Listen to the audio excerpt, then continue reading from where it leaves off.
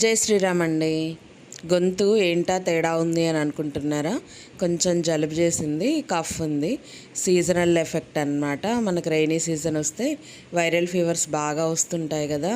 So అలానే నాకు కూడా కొంచెం ఫీవర్గా ఉంది. అందుకని నేను వీడియోస్ చేయడం కూడా లేట్ అయిపోతుంది అనమాట. సో ఈరోజు ఎందుకు ఇంత ఇబ్బందిలో కూడా నేను చేస్తున్నాను అంటే, నాకు ఒక విషయం దగ్గర బాధ అనిపించింది.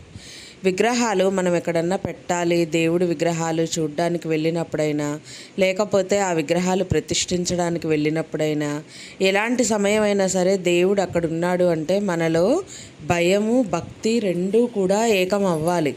భయం ఎందుకు అని అంటే, మనం తప్పు చేయకూడదు అనే భయం మనకు ఉండాలి. భక్తి ఎందుకు అంటే, ఆ దేవుణ్ణి మనస్ఫూర్తిగా దండం పెట్టుకొని మనం ఆ భక్తి ప్రపంచంలోకి వెళ్ళిపోవాలన్నమాట.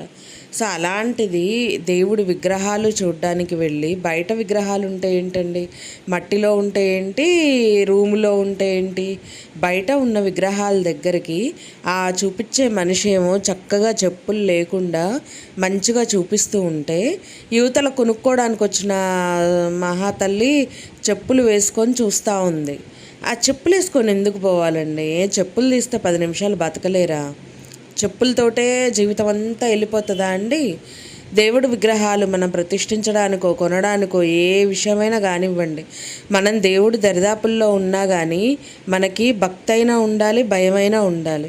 రెండూ లేకపోతే అసలు అది కనీసం భక్తురాలి కింద కూడా నేను లెక్కేసుకోను. నిజంగా అండి.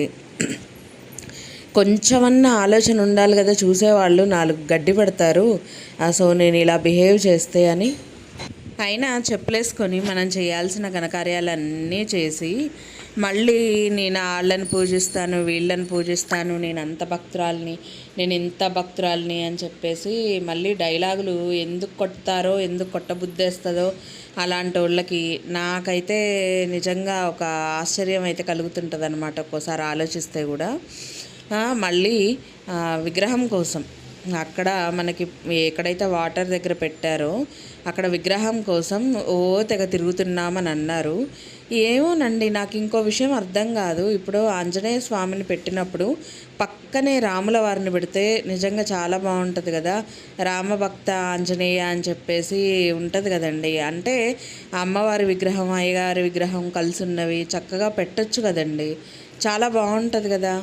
కానీ ఆ ఆలోచన వద్దు. ఎంతసేపటికి ఇంట్లో ఉన్నాయే ఏవో ఒకటి తెచ్చిపెట్టేయాలి అన్నట్టు, ఇంట్లో డైలీ చూసే విగ్రహాలు పెట్టేస్తే సరిపోతుంది అన్నట్టు. ఇప్పుడు ఆ విగ్రహం ఈ విగ్రహం మ్యాచ్ కాకపోతే ఏం చేస్తారు?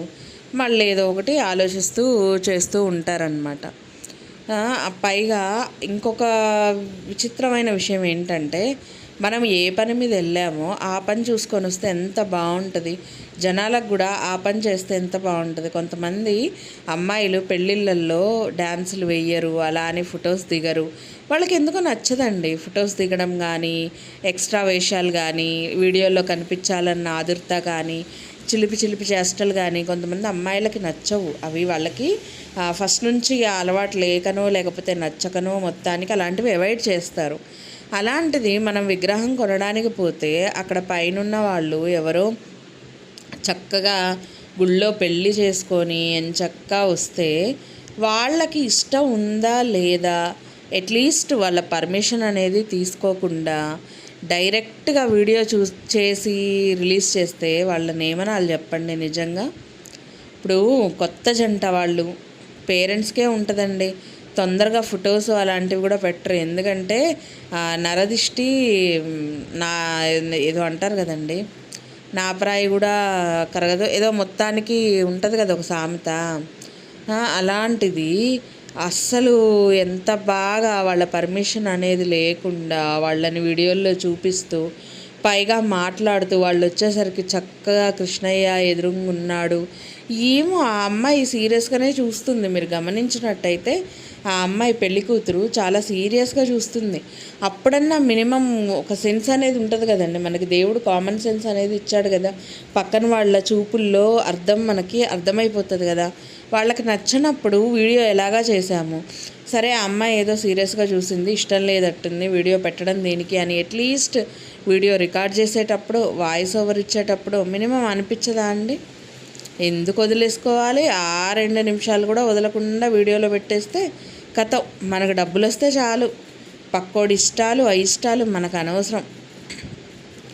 పక్కన వాళ్ళు కింద పడి పొర్లుతున్నా లేకపోతే ఇంకేదైనా చేసుకొని నేను ఒక వీడియో చేశానంటే అది బ్రహ్మదేవుడు వచ్చినా ఆ వీడియో అనేది పోస్ట్ అవ్వాల్సిందే. దాని గురించి మంచి చెడు ఆలోచించని కూడా ఆలోచించడం. అవసరమైతే 4 మాటలు అవతలని తిట్టైనా సరే ఆ వీడియో రిలీజ్ చేస్తాం, కానీ లేకుండా మాత్రం చెయ్యం.